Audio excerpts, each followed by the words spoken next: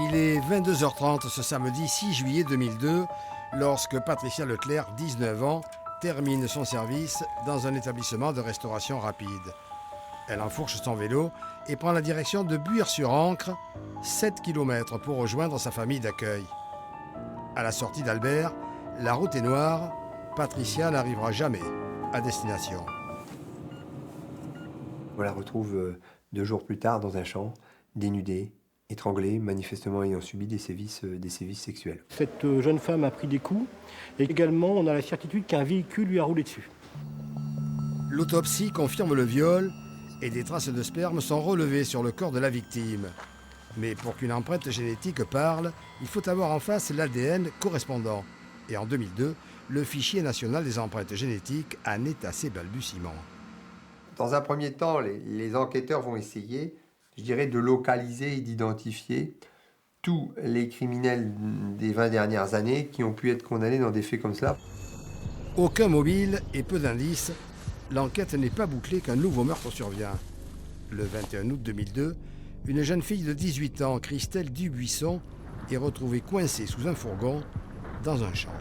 On sait que ce soir-là, elle a bu ses copains à Corbie devant la maison des jeunes, qu'elle a passé un peu de temps avec elle et qu'ensuite, elle a repris à pied la route pour rentrer à Villers-Bretonneux. Christelle a-t-elle fait du stop? A-t-elle été embarquée de force dans le fourgon?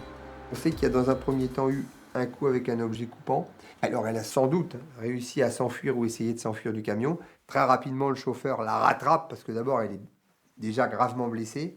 Le chauffeur la rattrape, roule sur son corps, on la retrouve bloquée sous le camion. Le camion ne peut plus redémarrer. Le fourgon abandonné a été volé sur le parking d'une entreprise du Pas-de-Calais. Le voisin va effectivement voir un cyclomotoriste entrer et ne jamais ressortir. Par contre, elle voit quelques minutes plus tard le camion ressortir, donc on peut en déduire que le cyclomoteur a été mis à l'intérieur du camion. Ce qui permet de comprendre que celui qui conduisait le camion a pu, après le meurtre de Christelle Dubuisson, éventuellement s'enfuir à l'aide du cyclomoteur. La chance sourit enfin aux enquêteurs. De passage à Méholt, un gendarme aperçoit un certain Jean-Paul Lecomte qui vit chez sa grand-mère. Il le connaît bien pour l'avoir déjà interpellé. L'homme, la trentaine, vient de sortir de prison où il purgeait une peine pour une série de viols. Est-ce que vous seriez prêt, demande le gendarme, à venir faire un prélèvement ADN? Pas de problème, je suis à votre disposition. L'ADN, ça ne dit pas grand-chose à Lecomte. Il ne voit pas le piège se refermer sur lui. Le 24 novembre 2002, il est interpellé et placé en garde à vue par les gendarmes.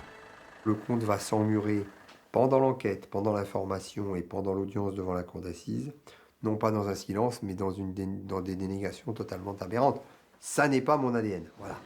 Le 4 février 2005, Jean-Paul Lecomte est condamné à la réclusion criminelle à perpétuité par la cour d'assises de la Somme. Et lors du second procès en appel à Beauvais, coup de théâtre. À Beauvais, il va changer de stratégie. Il va avouer une partie des faits concernant Patricia Leclerc. Il va reconnaître qu'il l'a tuée. Mais Lecomte nie toujours pour la seconde victime, Christelle Dubuisson, alors que tout l'accable. Les indices recueillis les uns après les autres. La vieille mobilette, le blouson crème, les sorties nocturnes, les mailles. Sur le siège conducteur du fourgon volé, on va trouver des fibres. Les analyses vont être menées, elles correspondent point pour point à un blouson qui a été saisi chez Jean-Paul Lecomte. On arrive petit à petit, caillou par caillou, jusqu'à Jean-Paul Lecomte. Pour le meurtre de Christelle Dubuisson, Jean-Paul Lecomte écope également de la perpétuité. Et pour les amis de la jeune fille, la justice est passée, mais pas de chagrin.